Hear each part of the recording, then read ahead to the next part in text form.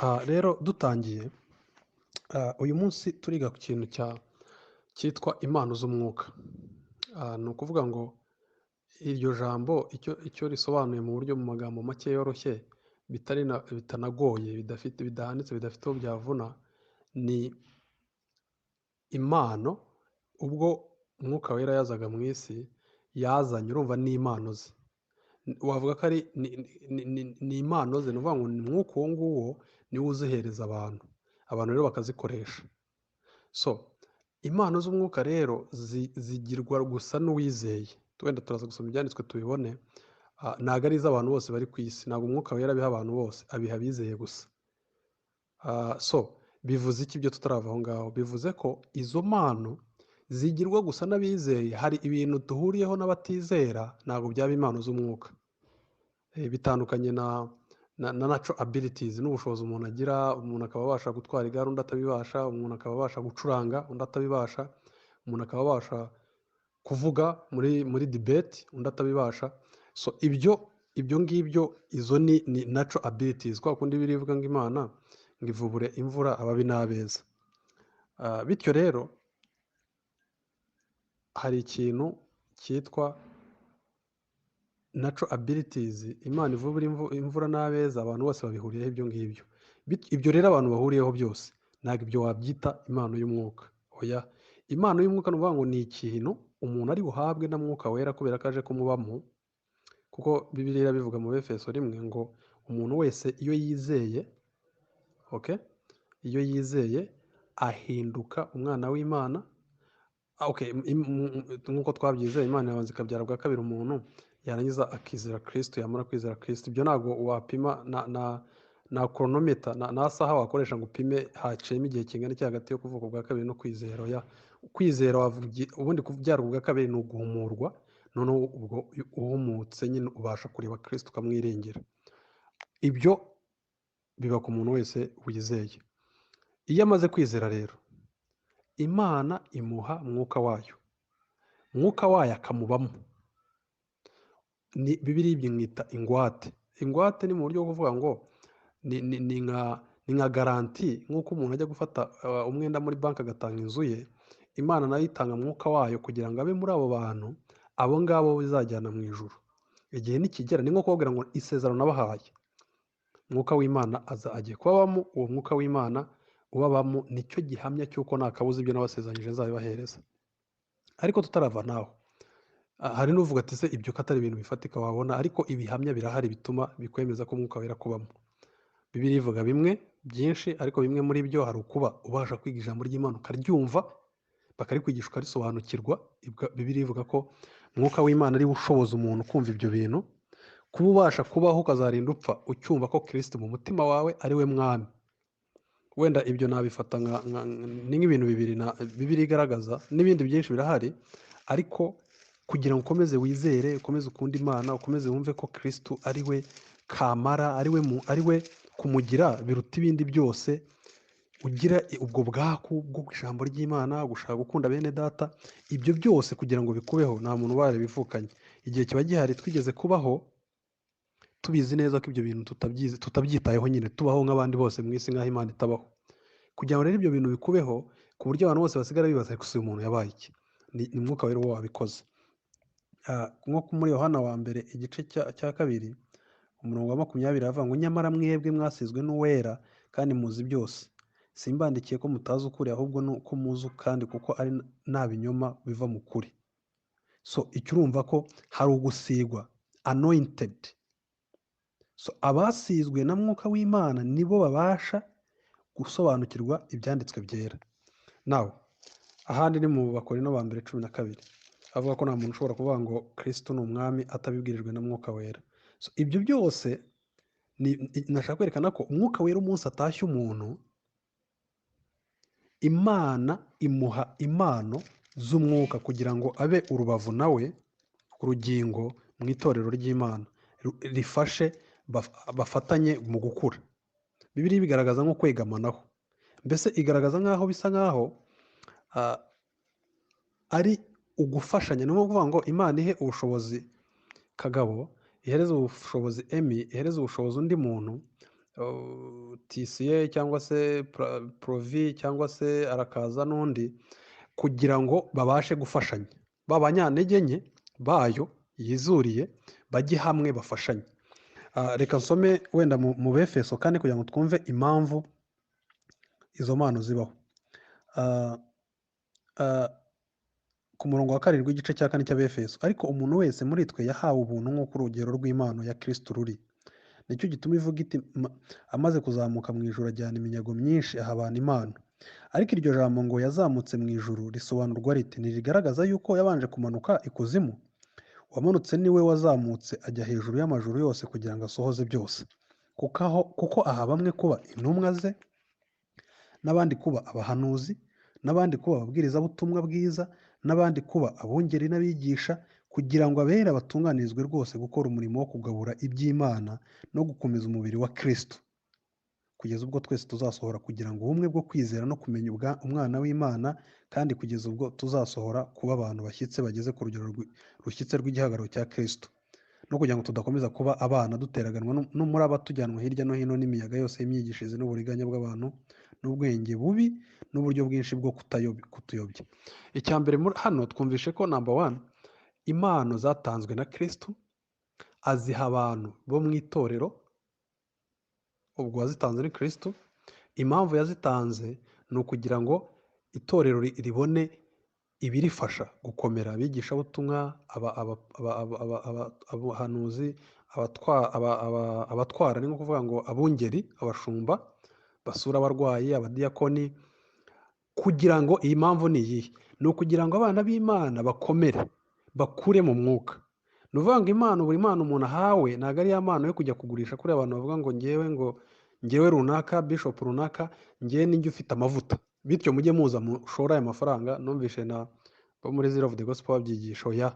Ahubwo ibyo ngibyo bitangwa kugira ngo nanone bikoreshwe mu nzu y'uwabitanze, ari ugufasha abera kugira ngo bakomere.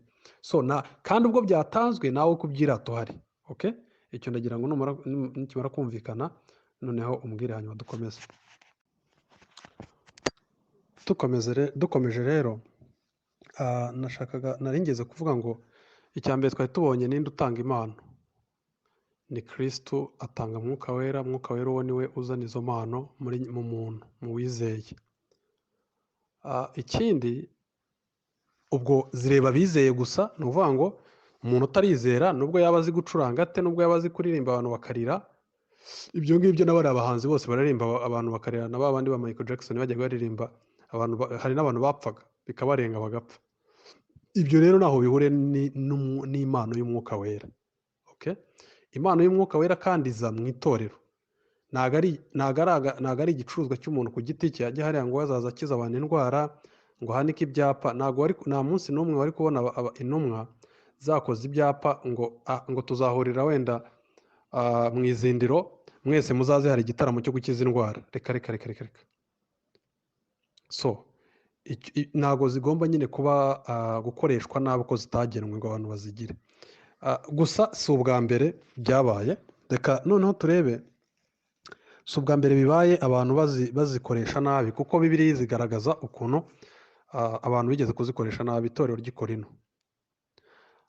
Pawulo yandika yari arimo akemura nyine ibibazo by'itorero ry'i Korinto. Pawulo yandika mu bibazo yakemuraga harimo kurya nabi ifunguro ryera, hari ukurya ibyaterekerejwe bakagusha abatarakura mu gakiza, kuko ubundi kubirya ntacyo bitwaye nyine ku muntu wamaze gukura mu gakiza, kuko kuri twe Imana ni imwe. Rero waba yaterekeye ibyo yaterekeye byose aba ari imagination zo mu mutwe we yaterekereye, ariko nta Mana yindi ibaho, rero ntacyo byagukora. Ariko ntabwo dukwiriye gufata ubwo bwenge tuzi ngo duhime abatabyumva bazi ko ari ikibazo. Noneho rero Paul hari ikibazo mu itorero ry'i Korinto, bigaragara ko agenda bakabukira nyine. Hari n'aho ababwira ati ariko ni gute mwirata mu gice cya 3 ngo umwe ni uwa Apolo, ngo undi ni uwa Pawulo, ngewe na Pawulo ninde wabapfiriye? Ku gice cya 6 hakaba babwira ati ariko ni gute mugira amatiku hagati yanyu ubwanyu mu itorero ku buryo bigeraho mukajya kuburanira ku batizera, mukajya gusebanya ngo runaka utizera nadukemurira ikibazo dufitanye, abantu babiri bizera. ikindi ni henshi agenda abagaya, hari n'aho avuga ati mubaye aba kamere rwose, hari n'aho mwitwara nk'aba kamere, hari n'aho avuga mu gice cya 5 ati koko muri mwe hakavugwamo izi ngeso z'ubusambanyi ngo zitavuga no mu bapagani. So Paul rero yagendaga akabukira, hari ibintu byinshi bitari bimeze neza mu itorero ry'i Korinto. Paul rero umwuka wera amuvugiramo, noneho haza kuzana, ariko umwuka wera urumva bafite byinshi agamije yandikisha ibyanditswe byera, si ugukemura icyo kibazo cyonyine kiri mu itorero iryo ngiryo, ahubwo ni no kugira ngo mu isi yose bazamenye uko bitwara mu gihe hari abafite impano muri bo. Si icyo gusa ariko no kugira ngo tunamenye izo mpano ko zibaho n'izo arizo. Rero hari igihe umwuka wera yazanaga inzandiko za Paul hafi ya zose aba arimo yaduresinga ikibazo runaka. Ni umusaza umwe Spurgeon ajya kuvuga ngo avuga ukuntu abantu handitse abantu bakeya kuri mwuka wera, ibitabo byanditswe bivuga kuri mwuka wera n'uwo ari we n'ibyo akora, avuga ngo yaba harabayeho controversies, harabayeho debates nyinshi, kuko iyo habaga impaka ku Kristo ari wese, Kristo ni umuntu cyangwa ni Imana, ese ni umuntu 100%, ese ni Imana 100%, ese ubutatu butagatifu ni iki buvuze iki. Iyo habaga abanyabinyoma bashaka kubyuzuza mu bantu, abana b'Imana barahagurukaga bagakora cyane, bityo bakandika ibintu byinshi bikazasomwa n'abana, bikaba cya kinyoma kuba gihari kibaye imbarutso yo kugira ngo abantu bashirike ubute bakore barwanye ikinyoma, bandike ukuri kwinshi. Bityo rero akavuga ati mwuka wera nawe n'impano ze, yaba harabaye ibibazo byinshi mu itorero bijyanye nk'ibyo, nk'uko Augustine muri 354 hafi 354 400 yarwanaga na Pelagius bapfa free will, cyangwa se bafite ibintu byinshi, original sin, ibintu byinshi, ariko ikibazo kikaba ari icyo ngicyo, cyangwa Athanasius n'abandi bose iyo hazaga ikibazo umuntu atangiye kugoreka ukuri, barahagurukaga bakarwana nawe, bityo bikavamo kwandika ibitabo byinshi, bagasubiza ibibazo byinshi, umwuka w'Imana akabaha ubumenyi bwinshi, bakabusharinga itorero rigakomera. Nawe ikintu rero nta muntu ukirwanyije ngo agicurike, hari igihe abantu baba banebwe, nibyo Spurgeon yavugaga. Rero Paul rero nawe Imana izana icyo kibazo, ikibazo kizanwa na kamere mbi y'abantu bo mu itorero ry'i Korinto, noneho Paul Imana imuhagurukiza kugira ngo yandike akirwanya, asobanurira ukuntu ibintu bikwiye kugenda, uko mwuka w'Imana yabigennye ko bikoreshwa. Impano rero zamye kuva kera ziba igisitaza kubera kamere muntu. Buriya Bibiliya ivuga ibintu idaca ku ruhande, ikavuga ngo amategeko y'Imana ni meza aranera, kuko agaragaza Imana iyo ariyo, ngo ariko hari ibyo atashoboye kuzanira umuntu kubera intege nke za kamere ya muntu. Buri gihe ibintu byose by'Imana biba ari byiza, kandi nuko bimeze pe. Imana yaremye abadamu n'abagabo babane babyare, ariko umuntu kubera kamere mbi ibyo si cyo abikoresha, havamo ubusambanyi, havamo kwicuruza, havamo, ni ukuvuga ngo iby'Imana yaremye byiyubashye igira ngo bikoreshwe muri context yagennye, umuntu aragenda akabikoresha nabi. Imana igatanga ibiti bizaba bikoreshwa bivuza abantu n'ibiki byose, abantu bakabikoramo ibiyobyabwenge. Nuko ikiremwa muntu giteye kubera kamere mbi. Rero n'impano za mwuka wera abantu barazabyuzinze. Paul ayandika mu Bakorinto igice cya 12, Bakorinto ba mbere, ashaka kwerekana ko badakwiye kugirana ibibazo n'amatiku no kutagira ubumwe kubera impano bafite. Arangije atanga ikigereranyo kimeze nk'uko wabona umubiri uko uteye, ko umubiri atari igice kimwe, hari amaboko, hari amaguru, hari umutwe, buri kimwe gifite akamaro ku mubiri. Ariko nurabona nk'ijisho ryirase ku ntoki, kuko ijisho riraza kureba, ubwenge buprosesinge bwanzure ko ukuboko kurambuka kugafata ikintu. Ati rero nuko mukwiye kumera namwe. Umubiri wa Kristo ni umwe, impano wazigereranya n'ibice bigize umubiri. Noneho rero Paul agiye kwandika agamije kugira ngo ashyire ubumwe mu itorero. Rero reka nsome ku murongo wa 4 w'igice cya 12 cy'Abakorinto. Icyakora hariho impano z'uburyo bwinshi, ariko umwuka ni umwe. Kandi hariho uburyo bwinshi bwo kugabura iby'Imana, ariko umwami ni umwe. Hariho n'uburyo bwinshi bwo gukora, ariko Imana ikorera muri byose, muri bose ni imwe. Umuntu wese agahabwa ikimwerekanaho umwuka, umuntu wese agahabwa ikimwerekanaho umwuka. Ni ukuvuga ngo izi mpano zizanwa na mwuka wera agira ngo buri muntu wese uzihawe agaragare ko mwuka amubamo kugira ngo bose bafashwe. Urumva impamvu si kuri we gusa. Umwe aheshwa ijambo ry'ubwenge n'umwuka, undi agaheshwa n'uwo mwuka ijambo ryo kumenya, undi agaheshwa n'uwo mwuka kwizera, agaheshwa n'uwo mwuka impano yo gukiza indwara, agahabwa gukora ibitangaza, undi agahabwa guhanura, undi agahabwa ni uguhabwa, ntawe ubikorera, ni impano y'Imana, nta n'ubyigisha undi agahabwa kuvuga indimi nyinshi wumve, ntabwo ari indimi zitumvikana ahubwo indimi nyinshi, undi agahabwa gusobanura indimi. Ariko ibyo byose uwo mwuka umwe niwe ubikora muri bo, agabira wese uko ashaka. Ni ingabire, agabira wose uko ashaka. Ibi rero bikuraho iki? Nta muntu ujya mu ishuri kwiga kugira ngo abone impano y'umwuka wera. Nta n'umuntu uhamagara undi ngo za training bagiye bakora amadini ngo kugira ngo uvaye nkwigishe kuvuga mu ndimi. Ni indimi ze nyine. Iz'umwuka wera ni Imana itanga, igaha uwo ishatse, zigahabwa itorero kugira ngo dufashanye, aho kugira ngo bibe ibidutandukanya, buri muntu yirate ngo ngende akiza indwara, ngo ngewe ngira gutya. Hepfo rero niho turi bugere, agaragaza ko usibye no kuba Imana yarazitangiye kugira ngo mufashanye mudakwiye kuzipfa, ahubwo avuga ko zifite n'iherezo. Nkomeje, nari maze kwerekana ukuntu nyine Imana yatanze izo mpano mu itorero. Muri zo harimo iz'intumwa n'abahanuzi, hakabamo kuvuga izindi ndimi. Hari ibintu by'umwihariko izi mpano twabonye ko zikomoka ku Mana, izitangira kugira ngo itorero rikomere, ikaziha uwo ishaka uko ishaka. Ntawe ujya kubyiga mu ishuri, nta diguri, nta PhD, nyine nta rwego ugeraho ngo ubone iyi mpano runaka, oya. Ariko noneho Paul arimo avuga uko bagomba kumenya kwirinda amacakubiri hagati muri bo. Icya mbere yabikoze abereka ko ari umubiri umwe, bakwiye ahubwo gufashanya mu gukomera mu kumenya Imana. Hanyuma ageze imbere ku gice cya 13 arangije cya 12, atanga indi mpamvu ya kabiri ikwiye gutuma bareka kugira amatiku muri bo bashingiye ku mpano bafite. Usibye no kuba ari umubiri umwe, bakwiye gufashanya, umwe akwiye kuba urugingo rw'undi. Izo mpano zikaba izo gukomeza aho kugira ngo zibe izo gushwana, ngo buri umwe avuge ngo ngemeze sinsanzwe mfite ibidasanzwe nihariyeho. Agera noneho ku gice cya 13 abwira, nubwo agiye gusoza igice cya 12 yavuga, nyamara dore ndabereka inzira irushaho kuba nziza. Niwo uvuga ngo reka mbereka ahubwo ibisumba ibi. Usibye no kuba muri umubiri umwe, mugomba gukora nk'uko umubiri ukora, mwese mwarabihawe n'ababikoreye, mwese mwarabihawe nka gihamya cy'uko mwizeye. Urumva? Dore ikindi, ariko narava aho ngaho hari akantu ushaka kuvuga nkashimangiraho kakumva neza. Hari ahantu twasomye haravuga ngo buri muntu yahawe impano, ngo umuntu wese agahabwa ikimwerekanaho umwuka kugira ngo bose bafashwe. Okay. Hari umuntu ushobora kuvuga uti, njya numva namwe babivuga ngo okay, noneho rero buri muntu agomba guhiga impano, kuko hari abantu bajya babyirira bakavuga ati ngewe impano yanjye ni iyihe, nzayimenya gute? Gutyo.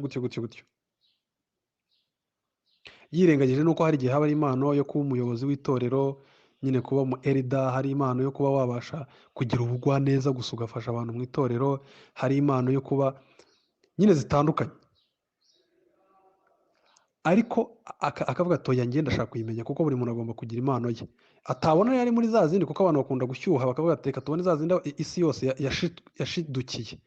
Cyane ko nta mpano n'imwe iruta iyindi, zose zitangwa na mwuka wera, zose zigamije gukomeza itorero. Uko waba uvuga ngo ureke ibi by'abantu mu isi, bavuze bati okay, ukiza indwara kubera ko bakunda isi, bashaka ko imibiri yabo itababara, badasaza, badapfa, ukije indwara bakamugira igitangaza kurusha uwabwirije ubutumwa bwiza, kurusha uwakoropye mu itorero, kurusha uwazinze intebe itorero rirangiye. Ariko si byo. Ibyo nyine ni uko ikiremwamuntu giteye, ni ukurutanisha ibintu kubera kamere mbi. Ariko ubundi urebye uko aho ziva, urebye impamvu izizana, nta muntu n'umwe ukwiye kuzirutisha indi. Abana b'Imana bakaba bahangayitse ngo njye simfite impano iyi n'iyi. Ese kuki ariyo ushaka? Niba uri umwana w'Imana uzi ko waremwe uyu mubiri ukawuhabwa kugira ngo ukorere Imana, umubiri ubereho kwihesha icyubahiro, ni iyihe mpamvu complaining ngo runaka afite impano njye ntafite? Noneho rero ibyo tutabivuye. Noneho ngo buri muntu akerekanwaho y'umwuka. Hari umuntu uhita uvuga ngo ariko ubwo rero undi ati okay, buri muntu agomba kuyibonaho. mugahita umuntu adisayidinga ngo ngomba kwibona iyi ngiyi. Ibyo si byo. Uba wambuye Mwuka Wera kuko abikora uko abishaka, niko twasomye ku murongo wa 11 igice cya 12. Ariko si icyo gusa, izi mpano hari umuntu uvuga uti okay, ubwo rero ngiye ngomba guhora nzishakisha mu buryo bwo kuvuga ngo abantu bose zibabonekeho runaka. Ariko wibuke ko hari abera babayeho mbere yacu, mbere y'uko isezerano rishya riza, mbere y'uko Imana isuka Mwuka Wera akaza ku isi agatanga n'impano mu bantu. Turimo turajyana, wenda aho turaza kuhajya. Kandi bari abera, kandi nta mpano zindi zidasanzwe zari zibariho. So tugomba rero kwitonda tukaza kubireba neza, tuza kubyumva nabi. Noneho rero ko narasoza hano, Pawulo ageze ku gice cya 12 akirangiza aravuga ngo 31, ariko ni mwifuze cyane impano ziruta izindi, nyamara dore ndabereka inzira irushaho kuba nziza. Nubwo navuga indimi z'abantu 13 n'iz'abamarayika, ariko singira urukundo mpamindutse nk'umuringa uvuga cyangwa icyuma kirenga. Kandi nubwo nagira impano yo guhanura, nkamenya ibihishwe byose n'ubwenge bwose, kandi nubwo nagira kwizera kose, nkabasha gukuraho imisozi, ariko singire urukundo, ntacyo mba ndicyo. Ubwo arimo arabwira ati aya matiku mufite mwiratana impano, umwe azigonganisha undi aho kugira ngo muzikoreshe nk'umubiri umwe, mwarayobye. Kuko niyo nabigira byose singira urukundo, naba ntacyo ndicyo, niko avuze. Noneho agiye kubabwira ati ubundi igisumba ibindi byose ni urukundo. Urabyumva? Mureke gufata impano ngo muzigire ibisitaza kuri bagenzi banyu namwe ubwanyu. Hejuru usibye no kuba muri umubiri umwe, ariko agenda kubereka ko agiye kuzana indi mpamvu ya kabiri noneho ikwiye gutuma izo mpano zitagirwa impamvu yo kugongana. Turimo turajyana. Avuze urukundo, avuga urukundo ko ari rwo rukwiye kuba fondasiyo ya byose. Kunda mugenzi wawe bizakorohera kumusavinga. Noneho ariko ageze ku murongo wa 8, urwo rukundo agiye kwerekana ukuntu rutangaje ku gice impamvu ari rwo umuntu akwiye gushyira imbere aho kugira ngo izo mpano zibe igisitaza. Agiye kubereka ukuntu urwo rukundo koko rukwiye kwifuzwa, akaba ari rwo umuntu ashyira imbere. Umurongo wa 8 aravuga ngo urukundo ntabwo ruzashira, guhanura kuzarangizwa, no kuvuga izindi ndimi kuzagira iherezo, ubwenge nabwo buzakurwaho, kuko tumenyeho igice kandi duhanuraho igice. Urabyumva? Ni ukuvuga iki? Arimo aravuga ngo igihe kizagera ibyo ngibyo mwibwira ko bikwiye kugonganisha mu itorero mukamarana, gifite n'iherezo. Usibye no kuba bihari, biri templo, bizarangira. Ariko urukundo rwo ruri nobo, ruriyubashye, nirwo rufite agaciro, rwo ruzagumaho. Urabyumva? Noneho aravuga ati umurongo wa 9, kuko tumenya avuga inenge ziri muri izo mpano tuba dufite. Nubwo tuzifite, tuba tugifite kamere yacu, tuba tugifite umubiri, ntabwo bitugira impano. Noneho arangije aravuga ariko ubwo igihe rwose kizasohora, bya bindi bidashyitse bizakurwaho. Nyiri umwana muto, navugaga nk'umwana muto, ngatekereza nk'umwana muto, akomeza kubisobanura. Noneho atanga urugero nyine rw'umwana, ko umwana kimwe n'uko izo mpano nazo zifite iherezo, ari igice umuntu aba afite. N'umwana ubwenge bwe aba ari bukeya, ariko iyo umwana amaze gukura akamenya ubwenge, bya bindi agafata ikiruta ibindi. Ati rero namwe mute ibyo byo kurata impano no kuzigonganiramo, ahubwo muhumuke. Nibyo rero yavugaga hano ati ngo nyiri umwana muto, navugaga nk'umwana muto, ngatekereza nk'umwana muto, nkibwira nk'umwana muto, ariko maze gukura mva mu by'ubwana. Wabyumva? Icyakora none turebera mu ndorerwamo ibirorirori, ariko icyo gihe tuzarebana duhanganye mu maso. None menyaho igice, ariko icyo gihe nzamenya rwose nk'uko namenywe rwose. Urumva arimo aravuga igihe tuzaba tutakiyoborwa no kwizera, ahubwo Kristo yaje twamubonye. 13 rero, igice cya 13 umurongo wa 13.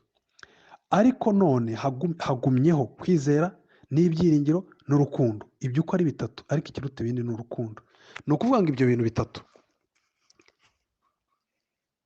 urumva hari ishyerezo ritegerejwe, hari igihe gitegerejwe. nk'uko izi mpano hari igihe cyageze zigatangwa, kuko ntabwo abenshi abera bo mu isezerano rya kera, baba n'Imana yitoranyije, ntabwo ariko bose bari bazifite izi mpano. Nta hantu uzumva avuga mu ndimi Isaka cyangwa Yakobo avuga mu ndimi, ntaho Bibiliya bivuga. Cyangwa Daniyeli avuga mu ndimi, oya. Cyangwa bazura abapfuye, abo ngabo, oya. Ariko noneho Imana ivuga iti mwigira amatiku kuko hari igihe kizagera izi mpano zigahagarara zikarekera aho gukora akazi kazo, ariko avuga ko hari ibizagumaho ari byo urukundo, kwizera, urukundo, kwizera no kwiha n'ibyiringiro. Urumva umuntu yiringira icyo atarabona, ariko tukiri hano ku isi ni igihamya cy'uko igihe kizagera izi mpano zigahagarara. Ndagira ngo icyo kintu cyumvikane neza. Hagasigara ibyo bitatu: kwiringira ko uzabona ubugingo bw'iteka, ko Kristo azagaruka, urukundo nyine ukunda bene data ruturutse mu kuba Kristo yaragukunze akakuzura, no kwizera ko nyine uzabona ubwo bugingo buhoraho. Urumva ibyo bigihari, ni ukuvuga ngo imperuka iba itaragera. Nkomeje rero, hari ibintu nshaka kwibandaho noneho, kuko uyu munsi tuvugana impano ze urumva biroroshye. Umuntu wamaze kwizera biramworoheye. Impano ni izo ngizo Imana yatanze mu itorero. Impamvu yazitanze ni iyo ngiyo twayibonye. Imana niyo izitanga, Mwuka Wera akazitanga ku wo ashaka, ku bizera gusa. Impamvu ni ukugira ngo zize nyine zigirire akamaro itorero, zigirire akamaro itorero, kuko ndaza kujya noneho muri buri mpano ni iki igirira akamaro itorero by'umwihariko. Ikindi ni iyi ngingo ivuga ngo urukundo ntabwo ruzashira, guhanura kuzarangizwa, no kuvuga izindi ndimi kuzagira iherezo, ubwenge nabwo buzakurwaho. Noneho ugasanga izo mpano zizarangira ryari? Ku murongo wa 13 w'iki gice cya 12 tubonye ko hagumyeho, ni ukuvuga ngo igihe kigomba kugera zimwe zikavaho ibindi bikagumaho. Babishyira muri lisiti biba bitatu. Hajyaho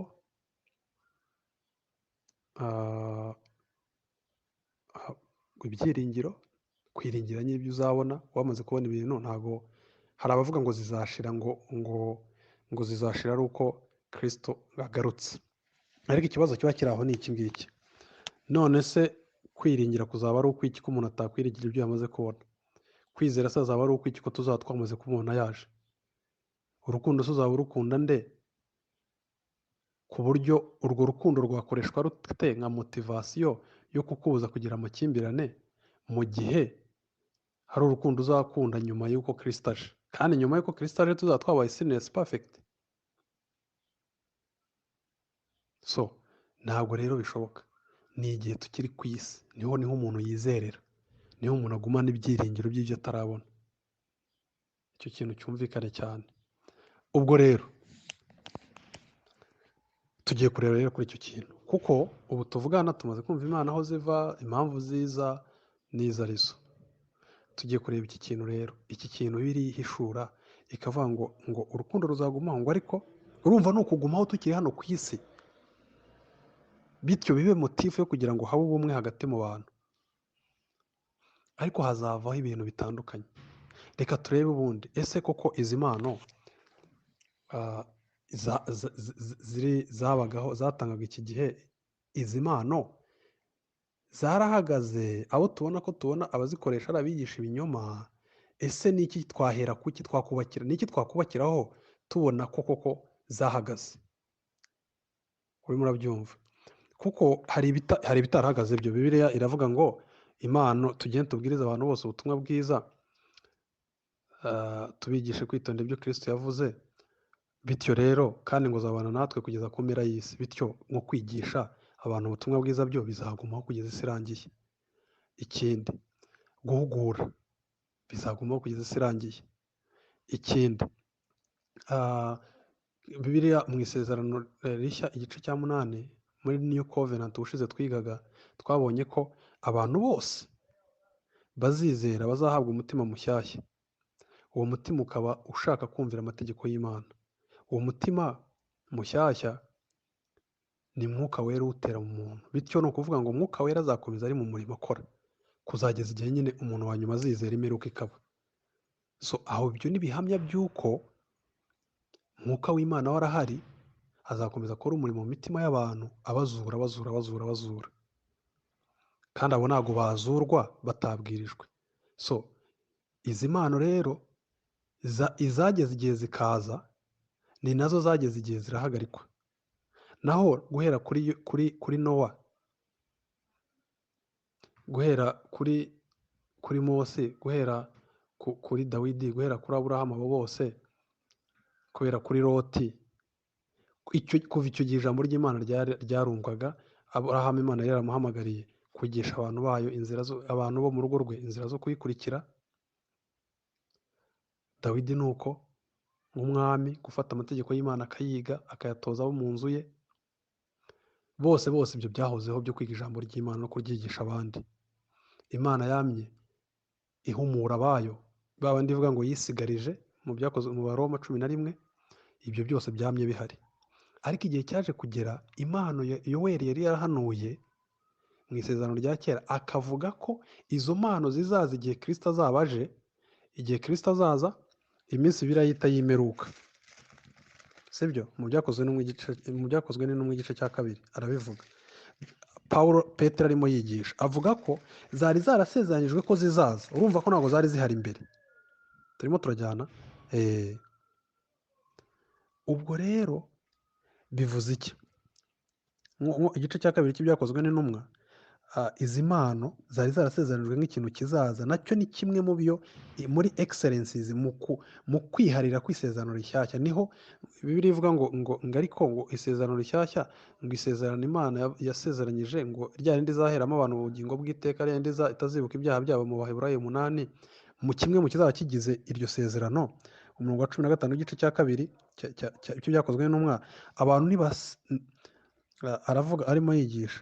Ariko Petero ku murongo wa 14 w'igice cya 2 ahagarara n'abo 11 ababwiza ijwi rirenga ati, yemwe bagabo b'i Yudaya n'abatuye Yerusalemu mwese mwe, ibi mubimenye kandi mwumvirize amagambo yanjye. Aba ntibasinze nk'uko mwibwira, babandi bari bamaze kuvuga indimi, kuko ubu ari isaha ya 3 y'umunsi. Ahubwo ibyo mureba ibi byavuzwe n'umuhanuzi Yoweri ngo, Imana yavuze iti, uku niko bizaba mu minsi y'imperuka. Nzasuka ku mwuka wanjye ku bantu bose, kandi abahungu n'abakobwa banyu bazahanura, n'abasore banyu bazerekwa. Arakomeza akabirondora. So rero iminsi y'imperuka, birayivuga iminsi y'imperuka, amateka y'isi Imana yagabanyijemo ibice bibiri. Mbere y'uko umwana w'Imana imuzana yambaye umubiri Kristo, na nyuma y'uko yaje. Mbere y'uko aza, kuko Kristo yavugaga Imana imusezeranya ko azaza, Aburahamu bande bose guhera mu itangira igice cya 3, ibyo ni iminsi ya kera. Niyo mpamvu tuvuga ngo ni isezerano rya kera. Ariko noneho Kristo aje, iminsi y'imperuka birarangiye, kubera iratangiye, kuko nta kindi kintu dutegereje, nta kindi kintu twiringiye, nta rindi gihe dutegereje cy'uko hari impano zidasanzwe zizaza. Kristo yaraje yuzuye ubumana bwose. Bityo bivuze iki? Bivuze ko izi mpano yazanye arizo zigomba kugera igihe zigahagarara. Mu Bakorinto 2 niko twavugaga, kandi umuzo yazanye nyine. Noneho akaziha itorero. Izihagaze nazo n'izigumaho nazo Bibiliya zerekana, ari mwe nakubwiraga yo kuvuga ijambo ry'Imana, kuko yavuze ngo mugende mubwiriza abantu bose amahanga yose, abizera mu babatize. Urabyumva? Nk'ibyo nzabana namwe kugeza imperuka y'isi. Ni ukuvuga ijambo ry'Imana mu gihe kitadukwiriye. Umwuka w'Imana agakora akazi akazura. Nta kintu na kimwe cyaba mu buzima bw'umwuka Wera atari we ugikoze. Ibyo rero bivuze iki? Ibyo bivuze ko icyo ibi ngibi nari mbizaniye ni ukukwereka ko nashaka gushimangira ikintu kivuga ngo biriya bintu bizasigara. Niba bizasigara mbere y'uko imperuka ibaho. Ubwo rero biriya nabyo bizarangira mbere y'uko ibi bisigara, kuko bigomba kurangira hagasigara biriya 3, nabyo bikazageza igihe bikavaho imperuka ibaye. Kwizera ntacyo tuzatwizera, kandi Kristo yaje tuzatumureba. Ntabwo wizera ibyo ufite, ntabwo tuzagira ibyiringiro. Kandi mu Baroma 8 niko bavuga ngo ntabwo umuntu yakwiringira icyo yamaze kubona. Urabyumva? Ni ukuvuga ngo igihe kigomba kugera hakabaho kurangira kwa ziriya mpano zo kuvuga mu ndimi z'ubuhanuzi n'iki. Noneho icyo gihe hakaba hari kwizera, hakaba hari ubyiringiro, hakaba hari urukundo, kuzageza igihe imperuka igereye. So icyo kintu ndagira ngo cyumvikane. Noneho dukomeje, aba Bakorinto aho twasomaga twabonye context y'uru rwandiko nyine. Uhereye Paul yandika, hari ibyo abagaya, ibyo abashima, akajya ababwira ubutumwa bwiza, ariko akagenda abagaya. Natanze ingero nyinshi ku gice cya 3, abagaye ibyo kugira amacakubiri ashingiye ngo ngende wa Apolo, ngende undi wa Pawulo, ahandi tukabona abagaya mu gice cya gatandatu bati mugirana amatiku abantu b'Imana, abantu isi iri munsi y'ibirenge byabo, abantu iwabo ari mu ijuru. Noneho icyo ni igice cya gatandatu ati mukajyana amatiku mukajya no kubonera ku batizera. Igice cya gatanu akabagaya naho ubwo aba yabagaye ibijyanye n'ingeso bafite zitaboneka no mu bapagani. N'igice n'icya gatandatu n'icya karindwi hose akagenda ababwira ukuntu bakwiye kwitwara, ababwira ibyo Kristo yabakoreye, ibyo bikwiye kubasunikira kwitwara uko ugukwiriye abihannye. Noneho rero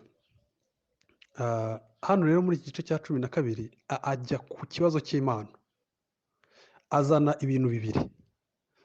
Icya mbere arabanza ababwire nk'ibisanzwe impano ziva he, ziza zite. Ubwo buryo bw'ukuntu zibageraho ko ari impano itangwa n'Imana igatangwa mu itorero, kandi ko ari nk'ingingo z'umubiri bakwiye gufashanya, nta rugingo rukwiye kubwira urundi ngo singufasha, aho guhangana. Tekereza usanze hari ihangana hagati y'intoki n'ukuguru, intoki zimwe zibwira ukuguru ntabwo ndi bukoze, ubwo nako kwabwira ati okay, niba wanze nanjye sindi bugende, turaba tureba icyo ushaka cyose gukora uko uri bubigire. Ati ntabwo turi ingingo z'umubiri umwe. 27 igice cya 12. Nuko rero muri umubiri wa Kristo, kandi umuntu wese wo muri mwe ni urugingo rwawo, so mufashanye. Noneho ati Imana yashyize hamwe mu itorero ubwa mbere intumwa za zindi 12. Ziriya ntumwa ni Imana. Ni ukuvuga ngo Imana guhamagara Petero, guhamagara Yohana, yarazaga Kristo arabizi akamuhamagara arimo aroba ati nkurikira, akamukurikira. Yakoreshaga icyo twita effectual call. Imana ihamagara umuntu ikaremamo muri we ubushake bwo gukora icyo imubwiye. Nta mpamvu n'imwe yindi wasobanura yatuma Petero arimo aroba cyangwa Yohana cyangwa undi uwo ari we wese nkurikira, uwo munsi akagenda akaba umuja w'umuntu udafite aho ataha, ubwo ni Kristo, udafite ibyo atunze, wangwa na bose. Ibyo byonyine biterwa n'uguhamagaye ari we uremye muri wowe ubushake bwo kumukurikira. Ni nabyo rero n'abapfuye niko Imana igira, ijwi ryayo niryo rirema ubushake bwawe kuyikurikira. Ni nabyo n'abandi babaga bapfuye kubazura. Urumva umuntu wapfuye kugira ngo azuke, ni uko rya jwi ryawe riba ririmo ubuzima, rimuha ubuzima rikamukangura. Nibyo byonyine byatuma yitaba. Yajyaga ahamagara, Kristo niko yabigiraga, agahamagara mu ijwi rinini ati Lazaro agahaguruka. Urumva ubundi yari apfuye, none se yakwitaba ate kandi apfuye? Birasaba gusa ko rya jwi ryo rininjiza ubuzima muri wa muntu akahaguruka. Rero aba bantu urabona iyi lisiti kuri 27 igice cya 12 harimo intumwa, 2 abahanuzi, 3 abigisha, 4 abakora ibitangaza. Muri byo harimo gukiza indwara n'abahawe kuvuga indimi. Noneho rero izi mpano zose ikigaragara nuko ari ibintu umuntu aba atagiye gukorera cyangwa ngo yigire cyangwa ngo ahabwe n'umunani nk'iwabo ko ariho babimuhaye. Icya kabiri, ibi bintu byose bije gukora uruhare mu itorero, sibyo? Reka rero turebe intumwa. Mu isi yose abizera bose, abizera by'ukuri barabizi ko intumwa yari class, yari itsinda ryihariye Imana yatoranyirije kugira ngo irikoreshe umurimo wo gutangira itorero. Icyo kintu ucyumve neza, ku buryo ikikwereka ko atari icya mbere Kristo yatoranyije umubare. Nyine nawe wakwibaza uti kuki atafashe 15 cyangwa 17? Hari umubare specific ashaka, ku buryo mu gice cya mbere cy'ibyakozwe n'intumwa, ubwo Yuda yari amaze kwiyahura, intumwa zahuriye hamwe ziravuga duti tugomba gushaka usimbura. Byari byarahanuwe no muri Zaburi, tugomba gushaka usimbura uyu nguyu uhisemo kuduta. Igice cya mbere 18 n'ibyakozwe n'intumwa. Kandi uwo muntu amaze kugura isambu ku byo yahaweho igihembo cyo gukiranirwa kwe, agwa yubamye araturika, amara ye yose aratakara. Bimenyekana mu batuye Yerusalemu bose, nicyo cyatumye iyo sambu mu rurimi rwabo bayita Akerudama, bisobanurwa ngo isambu y'amaraso. Ndetse byanditswe mu gitabo cya Zaburi ngo iwe hasigara ubusa. Byari byarahanuwe ko Yuda aziyahura kandi he kugira undi uhaba, kandi ngo ubusonga bwe bugabana undi. Urumva hari ikintu cyitwa ubusonga. Ubusonga ni nko kuvuga ngo ubutware Imana mu itorero ryayo yari yarageneye intumwa. urimo urabyumva. Ngo uhereye ngo 21 ni uko muri abo twagendanaga iteka, ubwo ni muri igice cya mbere cy'ibyakozwe n'intumwa, ubwo umwami Yesu yari akiri muri twe, duhereye ku kubatiza kwa Yohana ukageza ku munsi Yesu yadukuriwemo azamuwe, bikwiriye ko umwe aba umugabo hamwe natwe wo guhamya kuzuka kwe. Ni ukuvuga ngo intumwa zari zaratoranyijwe icyo ngicyo, ku buryo ziri muri special class, ziri muri groupe yazo yihariye, ku buryo Imana yarazigeneye ko arizo ziba ibisonga byo kugabura iby'Imana, arizo ziba urufatiro. Intumwa zikaba urufatiro. Niyo mpamvu umubare uvuyeho umwe yagomba gusimbuzwa undi, nk'uko byari byarahanuwe muri Zaburi. Si icyo cyonyine, haje kuzamo Pawulo nyine, Bibiliya ivuga ko ari nk'uwaje aza ahagarariye, aje kuba intumwa y'abanyamahanga. Urabyumva?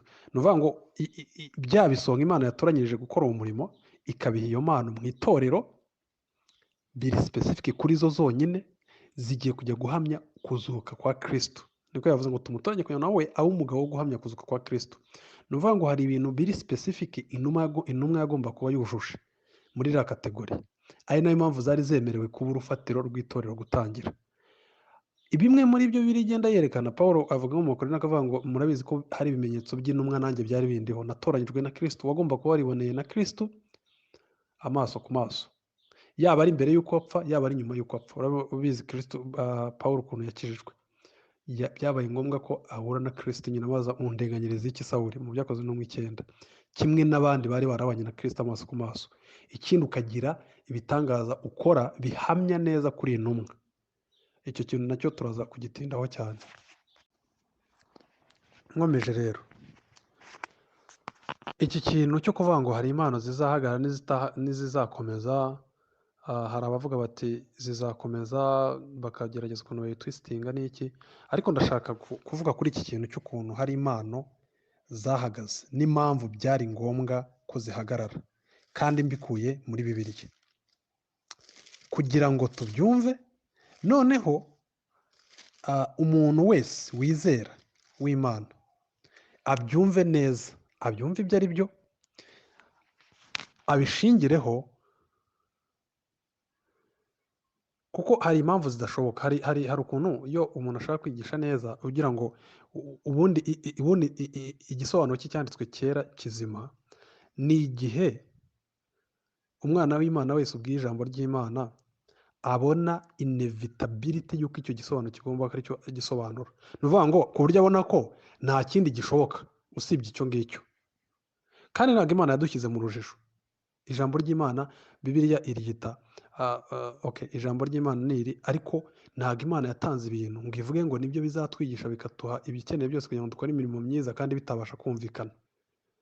Ntabwo Pawulo yari kujya abwira Timoteyo ngo ufate ibyanditswe byera ngo ubyigishe uko bikwiriye, hatari uko bikwiriye kwigishwa. Ntabwo yakubwira ngo ukwiriranye ijambo ry'Imana uko bikwiriye kugenzwa, hatari uko bikwiye kugenzwa, cyangwa bitanashoboka kubimenya. Cyangwa bamubwire ngo wigishe mu gihe gikwiriye kitagukwiriye, ngo uhereze abantu runaka ibyo wanyumvanye, nanone nanjye nzabihe nawe, uzabiha abandi nabo bazabiha abandi bo kwizerwa. Ibyo bintu atari ibintu byumvikana, bibasha kumvikana.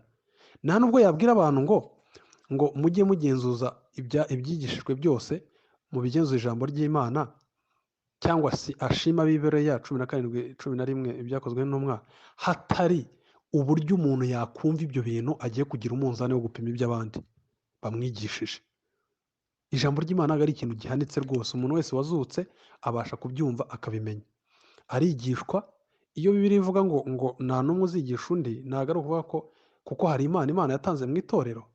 None se ni gute yabaho nta n'umwe uzigisha undi kumenya, kandi hari Imana yatanze kugira ngo harimo abigisha, harimo abavugabutumwa? Ibyo byaba byivuguruje.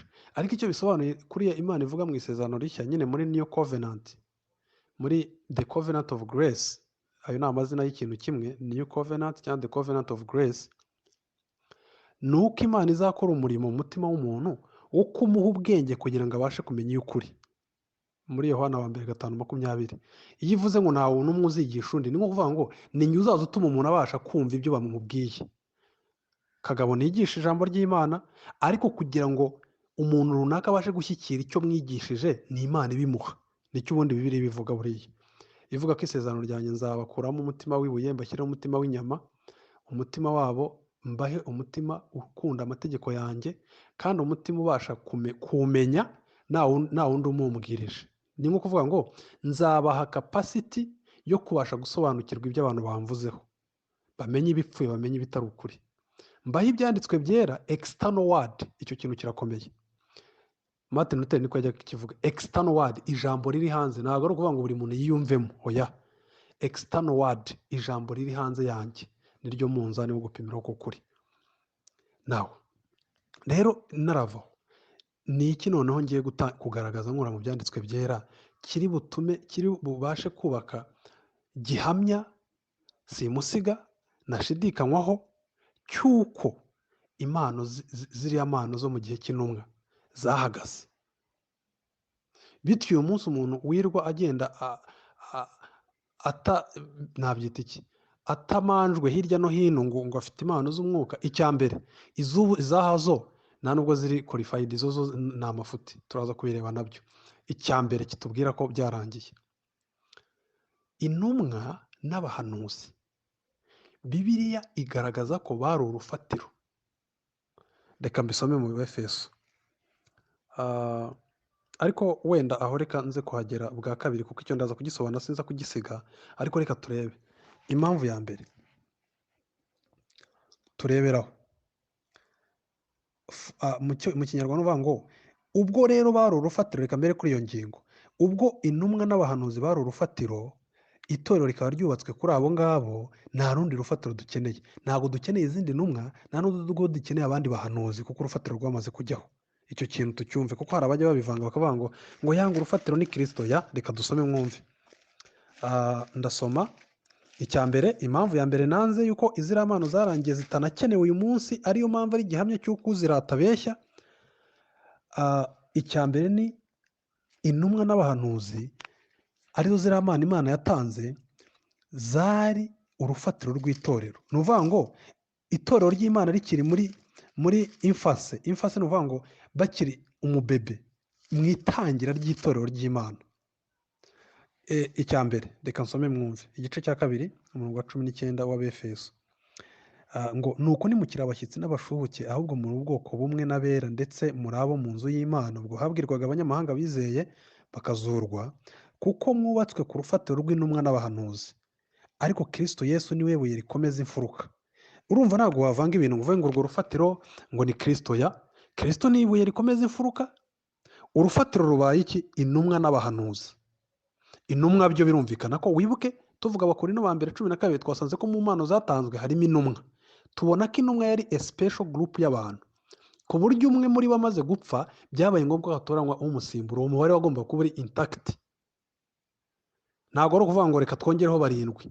Bari kuvuga ati ariko dukeneye kwigisha ubutumwa bwiza cyane, twakoze abantu 100 tukabongeraho bakajya muri class yacu. Oya. Ahubwo bafashe intumwa basimbura uriya. Noneho Pawulo nawe aza kuza atoranywa na Kristo. Ibiranga intumwa turabizi, kuba yabaribonaniye na Kristo amaso ku maso, akaba ari we umuha ubugingo, akaba ari we umuhumura amaso. Babonanye nka kuriya Kristo yahumuye Pawulo. Ikindi, kumuha ibimenyetso biranga intumwa, ibyo turaza kubireba. Intumwa n'abahanuzi ni urufatiro. Itorero ryubakiye kuri izo ntumwa n'abahanuzi. Niyo mpamvu nta wundi wese wanditse mu byanditswe byera, ku buryo n'uwanditse wese n'uwabaga ari under supervision y'intumwa. Ndagira ngo mwumve iki kintu cy'ukuntu iyi class iri special. Ariyo mpamvu iyo mpano y'intumwa yavuyeho. Bityo niba nta wundi wari kurengaho, hari kugomba kujyaho umubare runaka uri fix. Icya mbere cyo kitubwira ko nta yindi ntumwa igomba kubaho, nta wundi mu apotre ari amatitire abantu biha nabaho, kuko ntabwo dushyiraho urundi rufatiro rwa kabiri. Se nuko nimukira abashyitsi n'abasuhuke, ahubwo muri ubwoko bumwe n'abera, ndetse muri abo mu nzu y'Imana. Kuko mwubatswe ku rufatiro rw'intumwa n'abahanuzi. Ubwo arimo arabwira itorero, ariko Kristo Yesu niwe buye rikomeza imfuruka. muri we inzu yose iteranizwa neza irakura ngo ibe urusengero rwera rw'umwami mu mwami Yesu. So hari uri rero uhita uvuga ati intumwa n'abahanuzi, aba bahanuzi akavuga ngo ni ba bahanuzi, agahita abivangavanga akabasha ukuntu abicurika, wambwira uti okay, ntubibona ko byarangiye iby'intumwa zakoze urufatiro rwararangiye, zanapfuye zararangiye, akavuga atoya izo intumwa n'ibyo zigishije, abahanuzi ni abakera. Ariko ababeshya, murebe igice cya 3 abo bahanuzi aba ari bo. Nicyo gituma ngiye Pawulo ndi imbohe ya Kristo, umurongo wa mbere w'igice cya 3, mbohewe mwebwe abanyamahanga kandi namwe mwumvise iby'ubutware bwo kugabura ubuntu bw'Imana nahawe ku bwanyu, ko mishurirwa ubwiru bwayo mwiyerekwa. Nk'uko urumva Paul kugira ngo izi ntumwa icyazigiraga urufatiro nuko bahishuriwe ubwiru bw'Imana mwiyerekwa.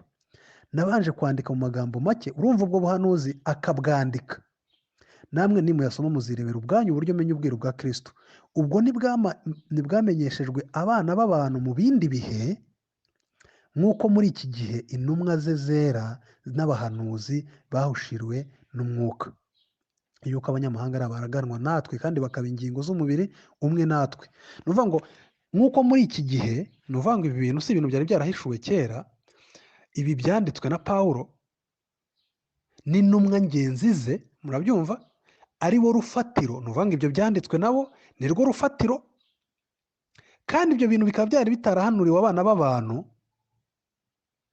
Ubwo ntibwamenyeshwa, umurongo wa 5, ntibwamenyeshwa abana b'abantu mu bindi bihe, nk'uko muri iki gihe intumwa ze zera n'abahanuzi babihishuriwe n'umwuka.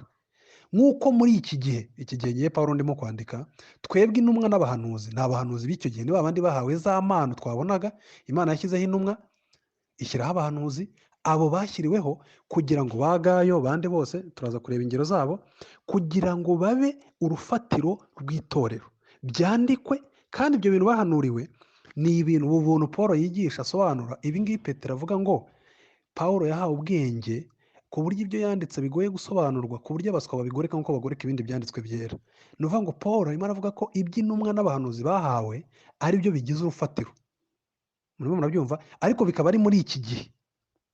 Mu bindi bihe abana b'abantu ntibabihishuriwe. Ubwo ni abana b'abantu, za ntumwa zose za Yesaya n'abandi bose, mu buryo hari ibyo bahishuriwe, ariko si mu buryo byahishuwe muri iyi minsi ya nyuma. N'abahanuzi bahishuriwe n'umwuka. Ngo ubwo ntibwamenyeshejwe ubwo bwiru abana b'abantu, bwa bundi Pawulo yanditse mu bindi bihe byatambutse, nk'uko muri iki gihe intumwa ze zera n'abahanuzi babihishuriwe n'umwuka. Ubwo rero urumva ko ari abahanuzi b'igihe cya Pawulo, ntabwo ari ba Yesaya, ntabwo ari ba Yeremiya. Ibyo rero byumvikane rwose, bahishuriwe ubwo bwiru burandikwa. Ubwavugaga iki ko abanyamahanga nabo ari abaraganwa bazabona ubugingo bw'iteka. Ibyasezeranijwe kera nabo ari ibyabo.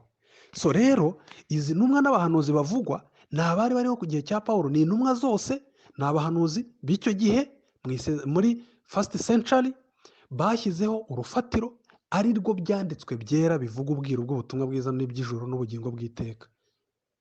Icyo kintu cyumvikane. Bityo rero ubwo ibi bintu abantu bo bari urufatiro, wowe uravana he kuvuga ngo hari izindi ntumwa, hari abandi bahanuzi uyu munsi? Urashaka gushyiraho urufatiro rwa kabiri se? Kandi ikindi kintu cyabaye kiriya ni uko urufatiro bashyizeho ntiruvuze Kristo. Yego hari aho Bibiliya ivuga ngo biterwa na context, ivuga ngo Kristo niwe buye rikomeye, niwe rufatiro, mu Bakorinto ba mbere 3:11. Ariko ntabwo ari muri context ivuga ko ni urufatiro, kuvuga ngo niwe ubugingo bw'iteka bushingiyeho. Ariko bo bavugwa hano bavuzwe nk'abantu bagizwe abakozi, habanze Kristo utanga ubugingo bw'iteka, baba baguhamya kuzuka kwe, bandika ibyanditswe byera. Pawulo aravuze ati njye narabyanditse, kandi natwe, umurongo wa 2 w'igice cya 5, mwumvise iby'ubutware bwo kugabura ubuntu bw'Imana nahawe ku bwanyu, ko mishurirwa ubwiru bwayo. Urabyumva? We n'intumwa zindi mwiyerekwa, nk'uko nabanje kwandika mu magambo make. Kwandika biranditse. Urwo rufatiro rwabo rugizwe n'iby'Imana yahishuriye intumwa zayo n'abahanuzi bayo icyo gihe cyagiye itanga ziriya mpano, yazitangiye kugira ngo bashyireho urufatiro. Kandi rega dufite gihamya cy'uko koko ari byo, kuko uyu munsi abantu bose bizera bazi neza ko nta gitabo cyakongerwa kuri Bibiliya. None ninde wambwira vasi ivuga ko nta muntu ugomba kongeraho?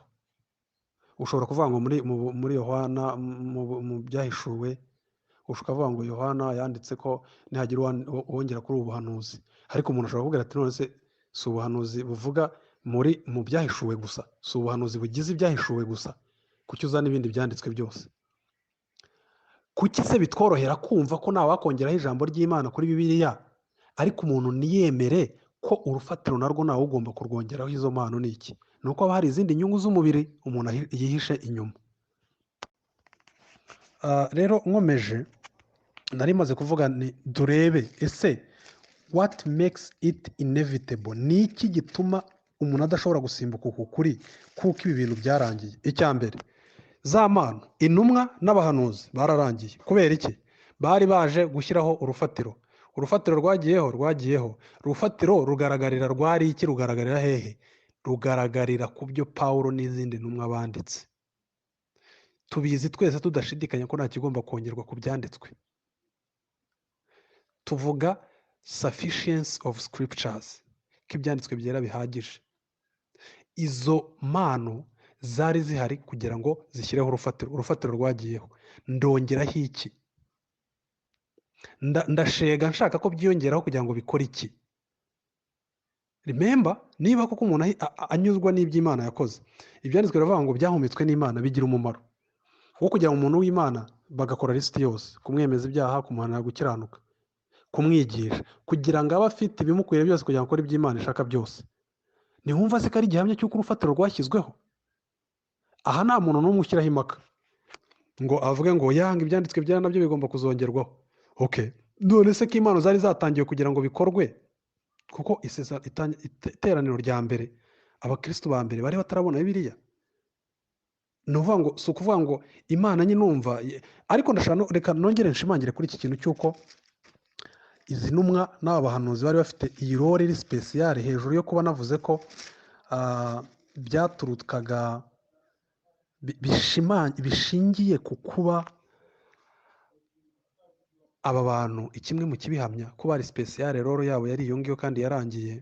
Ikikwereka ko nta muntu ugomba kubavogera akabiyitirira cyangwa akabishyiramo ngo yagize Imana iki yo muri ubwo buryo bwabo, ni uko n'igihe umwe muri bo yapfaga bagombaga gutora umusimbura, Imana akaba ari imutoranye.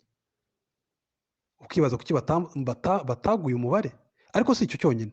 Icya kabiri, n'intumwa ubwazo bigaragara ko bari biyizi nk'abantu ubwabo ari abantu bari spesiyare bashinzwe kurebera itorero, ku buryo impaka zabyukaga mu byakozwe n'intumwa 15 byasabaga ko hakorwa inama, ugasubirayo ukajya kubareba, mukajya kubisetoringa, mugakora inama, icyo bemeje akaba aricyo kiyobora itorero ryose. Bari abantu nyine bari mu mwanya wabo wihariye. Niyo mpamvu Pawulo ubwe amaze gukizwa, mwumva ikintu yakoze Pawulo amaze gukizwa, umurongo wa 14 mu Bagalatiya 1, nuko imyaka 3 ishize ndazamuka ngiye Yerusalemu gusura Kefa, mara iwe iminsi 15, ariko mu zindi ntumwa nta wundi ndazamuka. Urumva arabizi neza ko we have to go and give a report, kuko bari abantu bashyizwe mu itorero ngo babe urufatiro. Murabyumva? Ku gice cya kabiri, hashize imyaka 14, urumva hashize indi myaka muri 3 yagiyeyo, hashize imyaka 14 nsubira kuzamuka ngiye Yerusalemu ndi kumwe n'Abarinaba, njyana na Tito, njyanywe n'ibyo nahishuriwe. Urumva Paul agiye kujya kugira ngo yongere ahuze na ba bandi za ntumwa, za nyingi ya fondasiyo. Bisaba ko na Paul ahaguruka agasubirayo. Ni ukuvuga ngo itorero rya mbere ryari bibizi, umureke ibi by'abantu biyita intumwa, abandi abahanuzi. Oya, aba bantu ngo nuko basobanurira ubutumwa bwiza mbwiriza mu banyamahanga, icyakora mbo basobanurira abakuru bashimwa, twiherereye ngo nirukira ubusa. Wabyumvishe? Ni ukuvuga ngo mbasobanurira ubutumwa nigisha mu mahanga, cyangwa ngo mbe nirukiye ubusa. Wabyumvishe? Ariko ku murongo wa 6, abashimwa ko ari abakuru uko bameraga kera simbyitayeho, kuko ku mwanya byose bimaniye, Imana niyo ibona abantu ku butone. Abo bashimwa ntacyo banyongereyeho ku byo nigishaga, ahubwo babona yuko, urumva bisaba ko babona ubwabo, kuko nta kindi cyabagiraga spesiyare. Wibuka abandi barakijijwe, kuki itorero ritavuga toya twe turi independent, ntabwo tuzajyaho gushaka proof? Oya, ngo ahubwo babona yuko nahawe ubutumwa bwo kwigisha abatakebwe, nk'uko Petero yahawe bwo kwigisha abakebwe. kuko uwahaye Petero ubutware ngo atumwe ku bakebwe ari nawe wabumaye, nanjye ngo numwe ku banyamahanga. Nuko bamaze kumenya ubuntu nahawe, abo mvuga ni Yakobo, Kefa, Yohana, badusezerana njyewe na Barinaba ko bazafatanya natwe. So dore rero uko bimeze, bari abantu bafite umwanya uri special, ku buryo na Pawulo ubwo nyuma y'imyaka, urabona yahoraga asubirayo, nyuma y'imyaka 3 agiyeyo, nyuma hano mu gice cya kabiri cya mbere cy'Abagalatiya ku murongo wa 18 asubira ku gice cya kabiri guhera ku murongo wa mbere kugera hari inyuma ku murongo wa 7, nyuma y'imyaka 14 nanone asubirayo. So nuvuga ngo bari urufatiro. Ngiki cyo bivuze kuba intumwa urufatiro. Ni nabo baje kuvuga ko Pawulo ibyo yanditse, Petero niko yavuze mu rwandiko rwa kabiri igice cya 3 umurongo wa 15, ko ari ibintu Imana yamuhaye, Kristo yamuhishuriye, akabyemera ko ari ukuri, bigoye gusobanura. Ni bya bindi by'Abaroma, systematic theology y'Abaroma yose. Bari abantu rero bafite umwanya wabo, bafite ubusonga bahawe. None yavuze ko ari Imana yatanze mu itorero ryayo. Ubwo iyo ni impano ya mbere yarangiye. None niki ubwo bivuze iki? Niba hari Imana ishobora kuba yararangiye y'intumwa, ibyo ntibigufungurira irembo rikwereka ko n'izindi reka tube turetse guhamya ko zarangiye, nubwo nza kwerekana impamvu. Ibyanditswe bweruwe ubwo byuzuye, ubwo urufatiro rwuzuye, ibi byanditswe byera byatanzwe, bikaba bishobora guhereza umuntu ibikenewe byose kugira ngo akore uko Imana ishaka byose. Ibindi umuntu ashakisha niba nta nyungu zihari z'umubiri, ni ibyiki ko umuntu, murebe ukuntu haba harimo uburyarya, ko umuntu yahawe ibikeneye byose igihe urufatiro rwashyirwagaho bikandikwa. Ni iki kindi ashaka akeneye niba ibikenewe byose kugira ngo akore iby'Imana ishaka byose? Icyo kintu muracyumva? Ni iyihe mpamvu ashaka gukora ibyo Bibiliya yibuzanya ngo mwirinde gutekereza ibirenze ibyanditswe? Ni ikihe kintu kindi ashaka? Ko ibi byanditswe Bibiliya ivuga ngo twige tubigemo cyane, niko Pawulo yandikiye Timoteyo, abihereza abandi, abantu basanzwe babiha abandi, bazabyigisha abandi, kandi ubwo ni nabyo bizatanga ibikenewe byose kugira ngo umuntu w'Imana akore ibikenewe byose. Ni iyihe mpamvu umuntu arimo gusakabaka, guca ibintu ngo arashaka izindi mana, tutarajya naho ngaho? Ni iyihe mpamvu ashaka gutekereza ibirenze ibyanditswe byera? Nta mpamvu n'imwe ihari, ntayo ushobora kubona. Ariko rero n'ikindi, niba Imana ivuga ko hari ibigomba kuzarangira, tukaba tubona ko hari ibyarangiye, urufatiro rwagiyeho, rwashyizweho n'abandi, Imana yahaye impano y'ubuhanuzi, ikabaha n'impano yo kuba intumwa. Bibiliya yaranditswe, nta yindi ntumwa yakongerwaho.